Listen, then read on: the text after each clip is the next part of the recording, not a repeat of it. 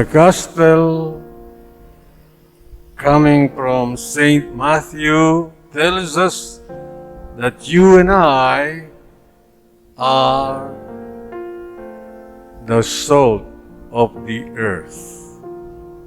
Ita mo kanu ing asin ning yato.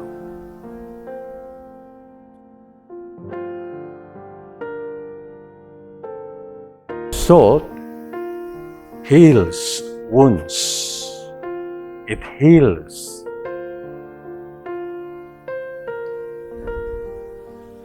Panuluya. Keng sugat.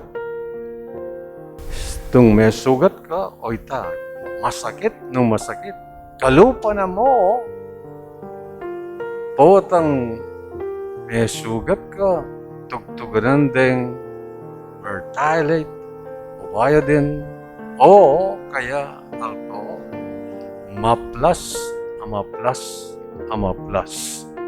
Kalupa na mo, ning asin, kanitang ancient time. And yet, iti, mga kaibiyayang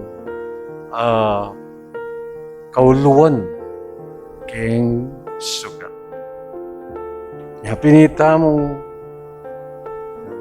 Kristiyanos, ita mong alagad na ning Ginoo, ita mong talasalpantaya at talutukina, dapat talakad mo ang timong asin ababye kauluan karing taong misakab king kasalanan.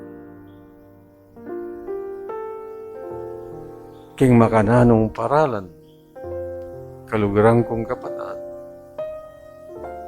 magsilbi ka at tatalagad ka ante mong asin ning yato.